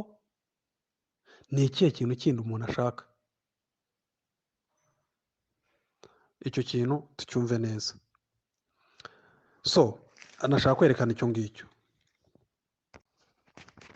Reka nkomeze mvuye kuri icyo ngicyo cy'uko foundation nature of kuba byari urufatiro rw'intumwa n'abahanuzi. Ubwo urufatiro rwamaze kujyaho nta rundi rwajyaho, nta mpamvu rero y'ibindi. Icyo ni ikindi gihamya, kandi tubizi neza ko n'intumwa nta yindi tuzatora. Ikindi tuzi ko izi ntumwa na Pawulo ubwe yarabigaragazaga, kuko aho imwe yazivuyemo byasabye ko batora kugira ngo haze yisimbura. Umubare ni wagutse, ngo wenda barengo dukeneye abantu benshi kugira ngo ubutumwa bwiza bumenyekane. Ikindi cyangwa se hagira abaduha amafaranga tubitore, oya n'Imana nawe yamuhisemo. Ikindi ni uko na Pawulo ubwo biragaragara ko yavaga kwigisha ibintu agasubira kubareba inshuro hariya twabonye ebyiri, nyuma y'imyaka 3, nyuma y'imyaka 14, ibaza iyo myaka yose yabaga abizi. Uvuga ngo ntacyari kubihindura, niyo mpamvu span y'imyaka myinshi ntakihindura. Ariko ibyo bivuyeho ko ari fondasiyo. Icya kabiri nshaka ko tureba gikomeye, icya kabiri ni uko ibi bintu by'ibitangaza n'impano, nyine ubundi igitangaza rega ni ikintu kitamenyerewe, rega gihoraho ntabwo cyaba ari igitangaza. Nimubyumva? Ni ikintu cyiza kikabaho kinyuranye n'ibyari bisanzwe biriho. Ntabwo rero gihozeho cyaba kikiri igitangaza. Ntabwo wavuga ngo ni igitangaza kuvuga, oya. ahubwo kuvuga indimi zitazwi. Niyo mpamvu Bibiliya ivuga z'abandi. Niyo mpamvu hari mu byakozwe n'intumwa bavuga ngo ko twumva bavuga indimi zacu kandi batarigeze bajya kuba iwacu, ko buri muntu yumva bavuga ururimi rwe. Ariko icyo ni kimwe. Icya kabiri rero, cy'uko ari urufatiro, ikaba ari igihamya cy'uko bigomba kuvaho. Ikindi ni impamvu izi mpano zatangwaga. Impamvu izi mpano zatangwaga yari ukugira ngo bishimangire ko urimo kuvuga yatumwe n'Imana koko. Izi mpano ntabwo zabayeho kenshi no mu mateka agaragazwa na Bibiliya. Harimo ibice nka 3 byonyine. Bihera kuri Mose. Igihe cya Mose na Yosuwa habayeho ibitangaza nyine. Mose muri Egiputa ibyo yakoze murabyibuka. Ibi byaga 10 kwa kundi yabaherekezaga mu butayu Abisirayeli abajyana mu gihugu cy'i Kanani cy'isezerano. N'igihe cya Yosuwa Imana ihagarika izuba, bazenguruka Yeriko igasenyuka. Mu mateka ya Bibiliya ibitangaza nyine byagiye ni byamye n'ubundi bigaragara ko ari ibitangaza biba gake. Ni icyo gihe cya Yosuwa na Mose. Icya kabiri ni igihe cya Eliya na Elisa. Mwumva ukuntu ari ibintu biri reya, kabaraga gutya kabatungura nabo. Icya gatatu ni ejo bundi Kristo aje mu bihe bya nyuma by'imperuka. Bivuze iki cya mbere? Ubwo rero igihe cy'imperuka cyageze, nk'uko Abaheburayo babivuga rimwe kugera kuri 2, nta kindi dutegereje, nta kindi gitangaza gihari. Niba ibi bitangaza rero byaje mu gihe cy'imperuka byarahagaze, umuntu akwiye kurangiza impaka akamenya ko ibi bintu nta kindi gikwiye kwitegwa. Dukwiye gufata icyazanywe cyuzuye, ariryo jambo ry'Imana ribasha kuduha ibikenewe byose kugira ngo tubeho uko Imana ishaka. Kuko biragaragara ko no mu mateka y'isi impamvu Imana yatangaga ibitangaza itagikenewe, kuko cya mbere turi mu gihe cy'imperuka, nta kindi kintu dukeneye ko Imana izaza guhamya ko abantu bayivugira. Murabyumva? Kubera iki? Icya mbere ngiki navuga, reka murebe nko ndashaka guhamya ibi ngibi nari mvuze by'uko ibitangaza impamvu yabyo n'ubundi ni uguhamya ko urimo kuvugira Imana yatumwe nayo koko. Byararangiye muri mu kuva 7 9 na 6:28. Reka dore kuri 6:28. Ubwo ndavuga ku gihe cyaba Mose. Mwumva iki kintu. Ibitangaza si ikintu abantu rega bavuga bakaburana ibitangaza nkaho ari ikintu kigomba kubaho buri gihe kandi abantu bumva nyine cyihutirwa. Ariko mind you narababwire, Kristo yavuze ko muri Luka 16 bavuga inkuru ya Lazaro n'umukire. Bibiliya Kristo yaravuze, yarabyivugiraga ngo uriya muntu w'umukire wagiye kwa Satani, wagiye guhanwa ikuzimu, ntabwo ari kwa Satani ahubwo aho Satani nawe yakizwe, ngo yarasabye ngo bwira umuntu azuka agende ambwirire bene data batazaza bihane ntibazaza. Uzi ukuntu yababwiye Kristo? Yavuye ngo Bibiliya iravuga, Mwuka Wera yaravuze ngo niyo umuntu yazuka bakamureba, murimo murabyumva, ntabwo bakwihana. Bafite Mose n'abahanuzi, bafite ibyanditswe byera. Ibyo birahagije kubaha ubugingo bw'iteka, birahagije kubaha kwihana, birahagije kubaha agakiza. Nk'uko Pawulo yandikiye Timoteyo ati wamenyaga ibyanditswe byera bibasha kuguha ubwenge bukugeza ku gakiza. Ni nko kuvuga ngo nta gitangaza na kimwe umuntu yakora kugira ngo abantu bajye bagira urwo rwitwazo. Murabyumva? Ntago igitangaza gituma umuntu yizera. Yesu yakoze bikeya ntibamwishe, yarabyivugiye ati niyo yazuka bafite Bibiliya, niba bidahagije Mose, ntabwo Mose yari akiriho, Kristo abivuga ni mu isezerano rishyashya. Ntabwo abahanuzi ba Yesaya abandi bari bakiriho. Ati abo niba batabaha kwizera, cyangwa Kristo akabwira ati murondora mu byanditswe kandi aribyo bimamye. Urabyumva? Ibyo rero n'intumwa zazituma, yarazitumye ngo mugende mwigishe ibyanditswe byera, muvuga ibi. ntabwo igitangaza giha umuntu kwizera abantu babyibagirwe bajya babigira ukumva ni nk'akamamvu keza umuntu yakihisha inyuma bityo akagenda akabeshya ko afite impano runaka za mpano zarangiye kugira ngo nyine agaragaze ko nyine n'imbabazi agiriye abantu ni ukugira ngo abantu bizere. nta muntu n'umwe abizeye ukuri babizi wizera kubera ibitangaza habe. Ibitangaza Imana ibikoresha igamije guhamya ko uyu muntu ayivugira, ntabwo ari byo bikiza umuntu. Umuntu uzi neza ko Imana izura umuntu kugira ngo yizere ntabwo yajya kwifashisha ngo ibitangaza ibi n'ibi kugira ngo niho abantu bagenda bagahindura mesaje y'ukuri kugira ngo nyine bazi ko cyangwa bishyizemo ko kubera uburyarya bwabo n'inyungu z'imibiri yabo, kuko nugenda ukavuga ko abantu nta n'umwe babasha kwikiza bose bapfuye abantu bahita bakwanga.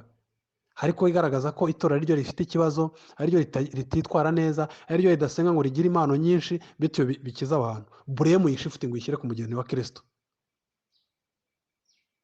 abantu bagomba kuba amaso bakitonda uko bavuga ikintu. umugeni wa Kristo gupfa kumutunga intoki nawe ubwawe nawe uri umunyabyaha rw'imbi, ariko ku nyungu z'inda yawe njya mbibona abantu benshi ugasanga buri gihe nibyo abantu batangiye. ejo bundi umwana umwe hano arimo ambwira ngo hari umwana w'umusilamu narimo mbwiriza, turicaranye, uwiyita ngo yizeye ubuntu bw'Imana ari aho yambaye ibintu biteye n'isoni, ubu urumva ko ubwe arabizi ko atageza ku gipimo Imana ishakaho.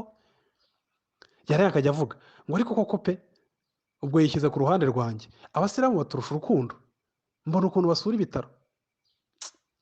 ntabwira ariko ibyo bintu uvugwa ni ibiki? wowe nande barusha urukundo? ubu se urukundo rwuzi icyo ari cyo? arimo arabureminga itorero ry'Imana ku nyungu z'inda yaragira ngo akomeze nyine ab'inshuti y'uwo muntu, abasilamu babone kuko nyine se ko abana b'Imana ari intama, kandi kuko iyo twabishoboraga twaba izo ntama. ubukristo niyo dini yonyine itajya nyine ushatse wese gusipasekitinga niyo ajyaho, kubera ko twahamagariwe, twahawe umutima mushyashya, twahamagariwe kuba abazana amahoro, kuyashaka tukayashyikira. niyo mpamvu nyine niyo dini yonyine buri muntu wese yinuba nuko ariyo y'ukuri. iyo ni igihamya cy'uko ariyo y'ukuri. abandi bose se mwinuba kwereke aguca ijosi cyangwa ace muri politike, leta namara kuyobora avuga ngo abantu bose agiye kubahindura idini. nta mwuka urimo, nta guhinduka mu mutima. ni itegeko, ushyiraho inkota. ni nk'uko wajyana umuntu muri gereza bakamukubita iboko akajya ku murongo. tugomba kwitonda. aho rero niho bipfira. iyo umuntu yatangiye kutabasha kubona ko atari uhindura umuntu uko yitwaye cyangwa uko yavuze, ahubwo ahindurwa na mwuka w'Imana, bityo bya bintu byo kwitwaza ngo izi mpano cyangwa zirakigira umwana mwiza. ariko hano icyo Bibiliya ivuga, iravuga ko Imana itanga impano nta kindi zitangira. reka nsome mwumve.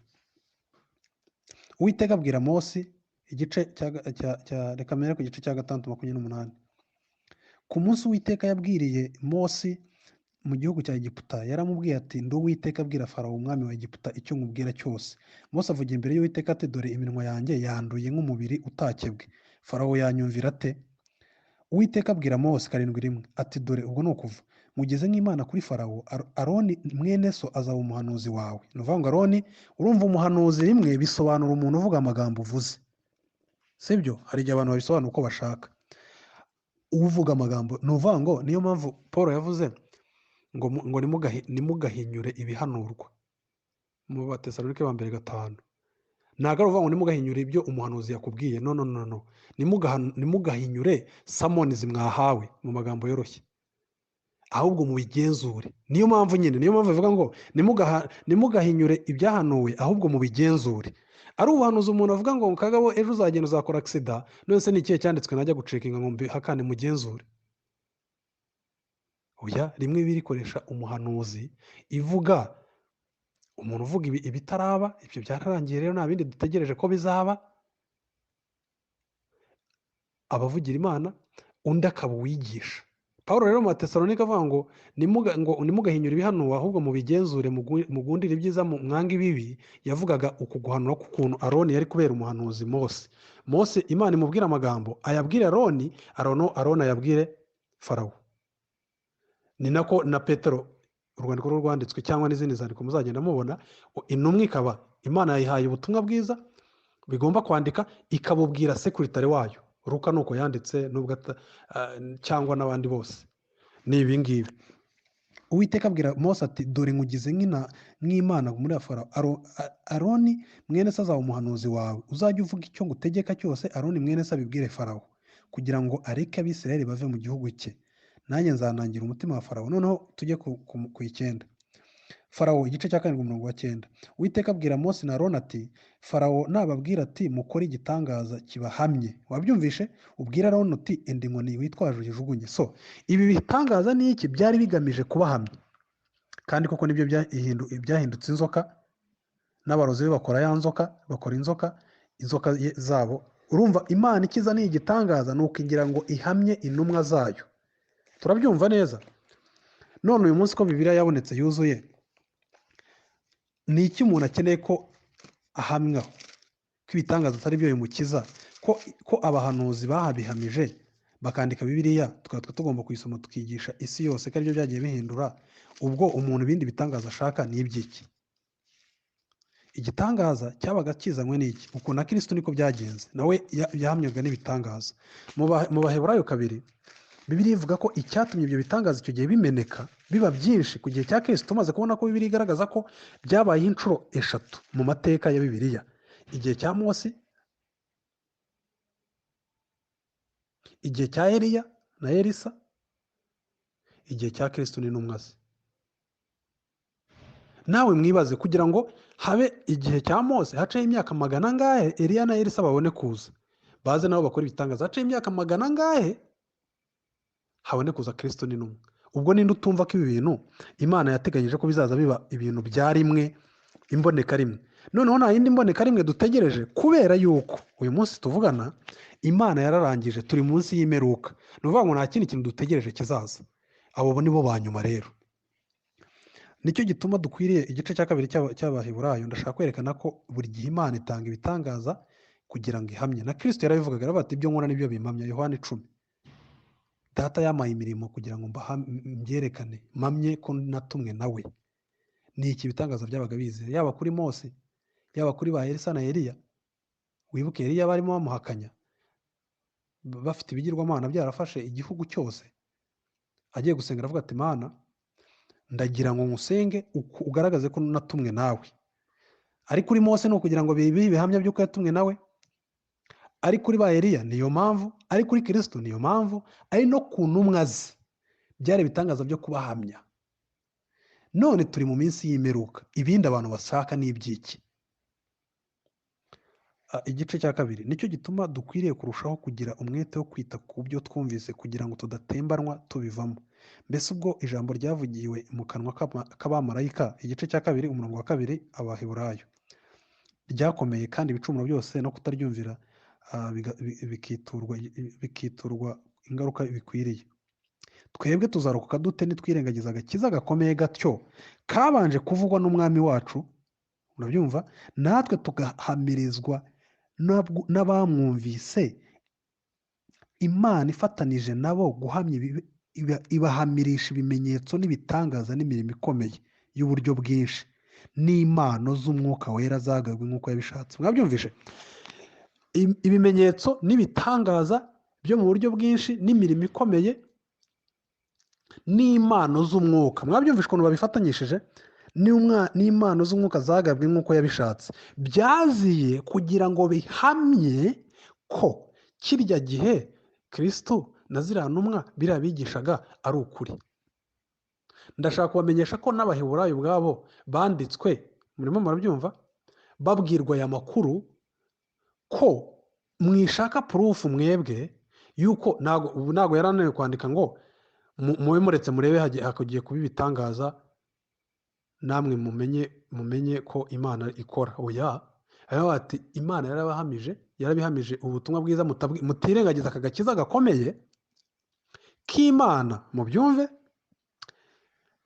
yatubwiye inyuze muri Kristo, ariko si icyo cyonyine, n'abamwiyumviye aribo barimo kuduhamiriza. Ni ukuvuga ngo barimo baremera ko abamwumviye aba aribo barimo twumvira abo ngabo, twijya kudimaninga ngo ibindi bimenyetso kugira ngo tumenye ukuri. Oya, tureke kwirengagiza aka gakiza, kubera ko byahawe abantu. Abo bantu ni intumwa. Urumva? Imana ifatanyije nabo guhamya ihamarisha ibimenyetso n'ibitangaza n'imirimo ikomeye y'uburyo bwinshi n'impano z'umwuka wera zagabwe nk'uko yabishatse. Urumva icyo byari bimaze? Byari bimaze kugira ngo bihamye ko ubu butumwa bwiza burimo bwinjira mu isi ari ukuri. Rero ngana ku musozo, hari ibintu bibiri nshaka kuvuga, ariko ni ingenzi. Nk'uko tubizi, Bibiliya ivuga ko twigira ku batubanjirije. Ibyo bintu byumvikane neza. Ubwo rero twigira ku batubanjirije, wenda icyo ni ikintu cya gatatu ushaka ko twumva, cyangwa wenda ni icya kane nagiye ngerageza kubikompuresinga n'indi mpamvu, mbyegeranya nyine kugira ngo bidatwara umwanya munini, nubwo tuzakomeza kubyigaho, ariko turebe abatubanjirije.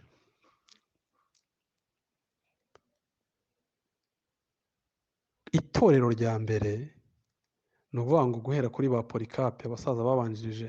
Hari igihe tuvuga abasaza ukumva nibo bakuru cyane, ariko bo ni abaje nyuma y'uko intumwa mu myaka 100 nyuma y'uko Kristo avuye mu isi nazo zari zimaze gupfa zose. Polikape, ba Atanajiyasi, ba Agasitini, ba Jerome, ba Ambrozi,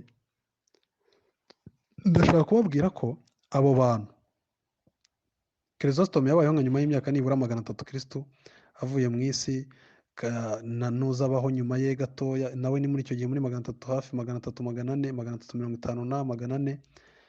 Nabo ubwabo abatubanjirije bahamyaga ko izo mpano zitakiriho. Ubishaka azashaka amakomentarizi yabo yasomye. Itekereza ko second generation nyuma y'intumwa ko zivuyeho, twahereye hariya mu Baheburayo, mwabibonye ko ni abantu bandikirwa ibintu by'amateka, ni abantu babwirwa ngo ubu butumwa bwiza nimubwirengagize, mubona ukuntu ababyiboneye n'amaso babihamije bagakora n'ibitangaza, murimo murabyumva, mwebwe ndimo ndabaha raporo. Murimo murabyumva? Ntabwo koko, kandi nibyo mwuka aha impano uko ashaka. Ntabwo rero abantu bose bafite inshingano cyane ko atari zo zituma bizera. Ariko noneho ibyanditswe byanabonetse, urufatiro rwagiyeho.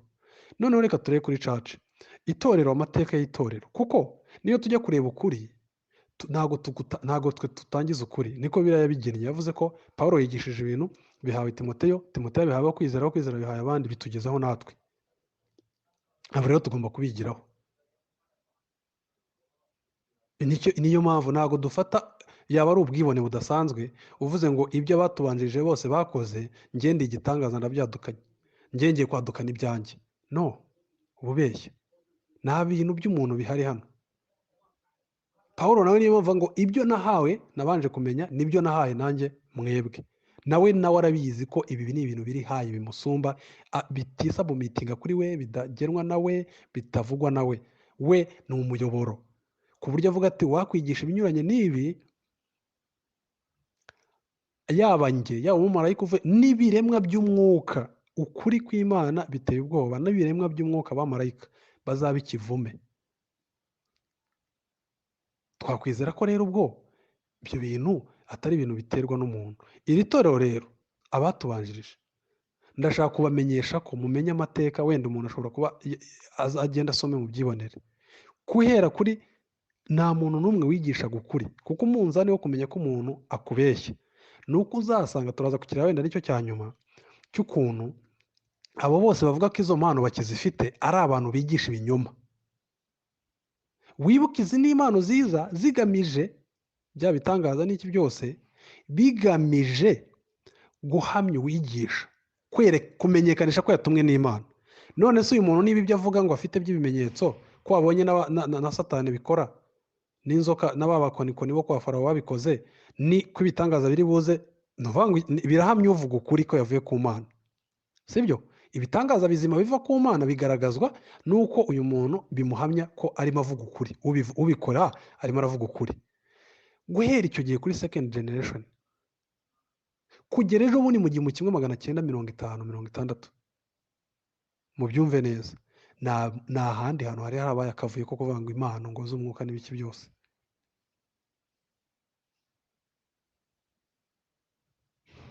yaba ruteri yajyaga avuga ngo external word of God, ijambo riri hanze, ngo sinigeze nsaba Imana, duhora tubibona, sinigeze nsaba Imana kumereza inzozi, kumereza ibyerekwa, oya, ijambo rye ntacyo nakoze, ijambo n'Imana niryo ryabikoze. Murabyumva? Ejo bundi mu 1500, ejo bundi mu 1950, abantu bamaze kujya muri rock and roll music yo muri Amerika, muri California, ubugabo bw'ubugeyi n'ubuhomosexuals ariko butangiye gusa n'ubuhinduka, butariko ni gute twahinduka ariko tugakomezanya mudu zacu. Bamenyere kujya kuzunguza umutwe, bakwanywa itabi nyine, batereka tugerageze guhuza ubukristo, reka tuclaimings Imana, ariko zagiye hehe?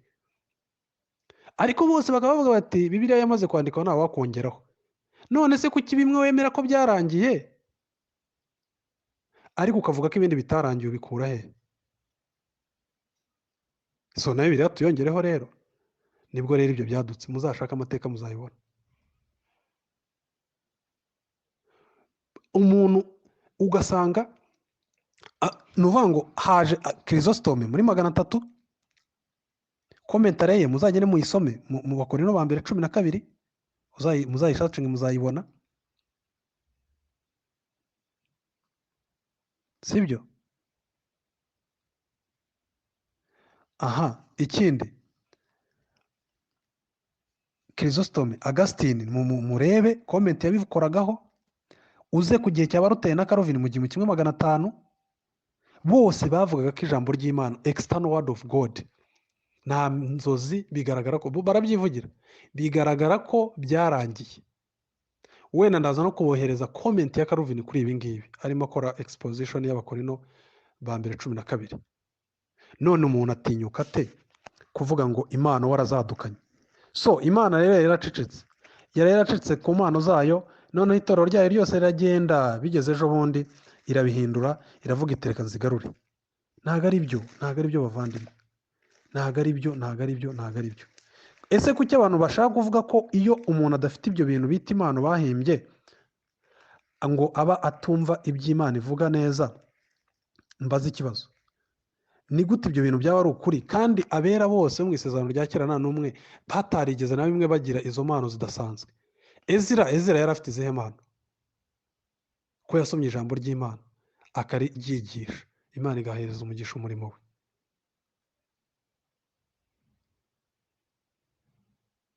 Abera ba kera bose, ubwo rero Imana yari yarabanze, ubwo itorero ryari ryarasinziriye? No, ntago ari byo.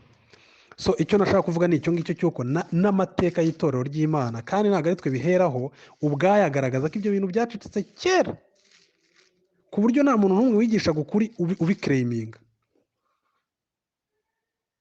Kandi itorero ryarakomezaga, akaba revival, Puritanism mu Bwongereza mu 1600, ba Whitfield, ba Jonathan Edwards, nta n'umwe. Ibi si ibintu twadukanye. Bari bazi ko ibyanditswe byera bihagije. John Owen, murabizi ibyo yajyaga avuga ku byanditswe byera, ati niba ikintu niba umuntu yadukanye ubuhanuzi, ibintu bavuga niba biri mu byanditswe byera, naterure Bibiliya yinsomere. Niba bitari mu byanditswe byera, ni ikinyoma. Ni gute uvuga ngo urapimisha ibintu byose byanditswe byera kandi ukazana ibindi bintu biva ku ruhande? Ntago ari byo. Iyo mpamvu rero na church history ubwayo, guhera muri 300, 200, ba Justin de Mata 145, muri 145, nta n'umwe wigeze uvuga ibyo bintu. None ejo bundi abatinganyi b'i California bahaguruke ngo barashaka guhuza ubukristo n'isi, ngo kugira ngo ubukristo bureke kuba bukonje cyane, ngo abantu birirwe baririmba hymns, twe tubakurikire kubera ko turi injiji tutasoma amateka se? Oya. Ubwo aho gukurikira uriya wakurikira uriya, cyangwa uri gukurikira amateka, wakurikira uriya, wakurikira Augustine, cyangwa wakurikira Ambrose, wakurikira Chrysostome, wakurikira Thomas Aquinas, wakurikira abasaza ba mbere, Athanasius, wakurikira Lutero, wakurikira Calvin, wakurikira Bazwingli, abo bose, wakurikira ba Spurgeon, wakurikira Pink, wakurikira Jonathan Edwards, George Whitfield, John Owen, John Knox, John Calvin. None ni gute uvuga ngo none ngaho mbwira ni abahe bagabo ushaka kujya mu murongo wabo nabo kandi ubapimira ku byanditswe byera? Ese reka mbabaza, ubwo umuntu yaguhanuriye ngo ejo bundi uzagura ihene, ubwo ni ikihe cyanditswe wakoresha ngo tubigenzure? Hari igihe abantu bavuga ambiguity. Calvin yavuga ngo ambiguity is faultless for the false teachers, ngo ni ibihome bikingira umwigisha w'ikinyoma, ibintu byose akabigira urujijo. Njya numva abantu bavuga ngo ariko ngo icy'ingenzi ni uko ahanura ibintu ukabigenzura ibyanditswe byera. Ariko reka mbaze, let's face it, iyo umuntu avuze ngo Imana yambwiye mu nzozi ko ejo nzarya umugati, ubwo nk'icyo kintu ukigenzura gute ibyanditswe byera? Iyo umuntu avuze ngo Imana yambwiye ko uriya mugabo atari we mukwiye kubana, icyo kintu kigenzuza gute ibyanditswe byera?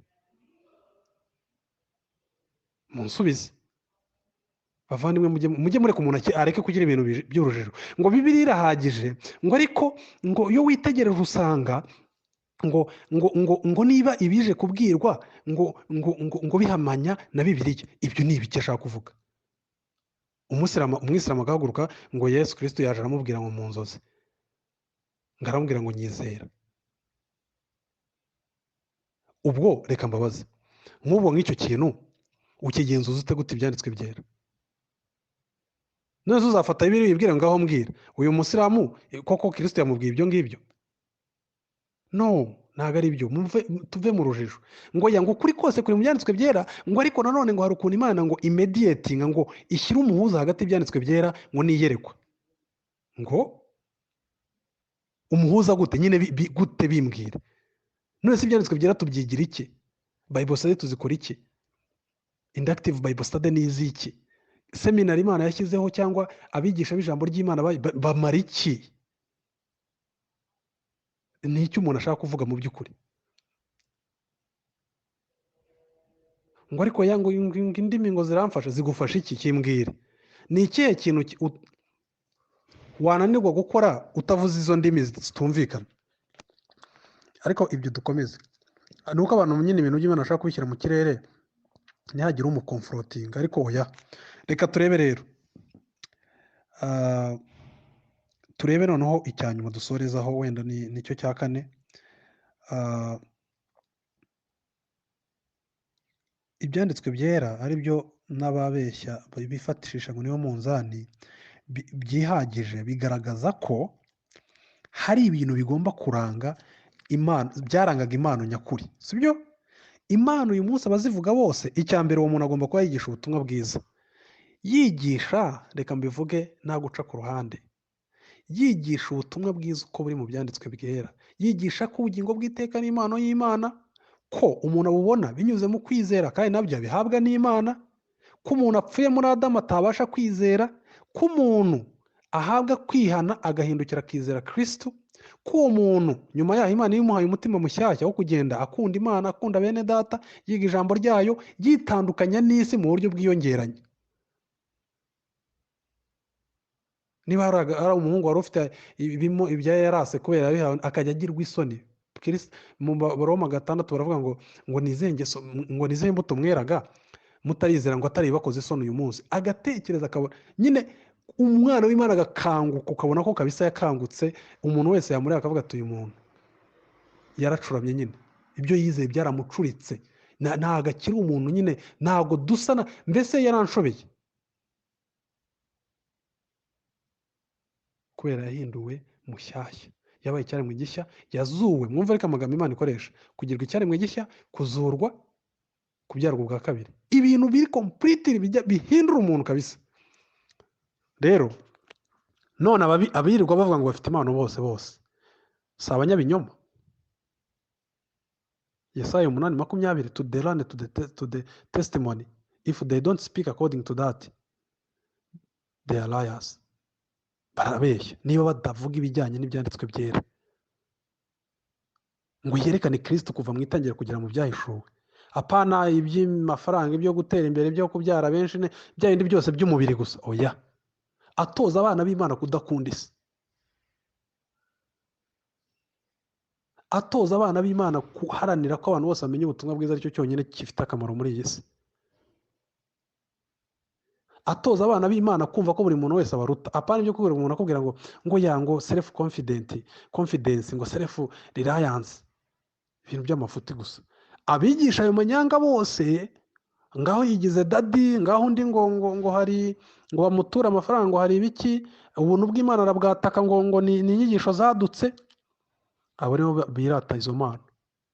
Kandi birigaragaza ko ibyo ari ibiza guhamya uwigisha ukuri ko yatumwe n'Imana. None ni kuki bifitwe gusa n'abatigisha ukuri? Nuko zarangiye, ahubwo ari ibintu bihimbira.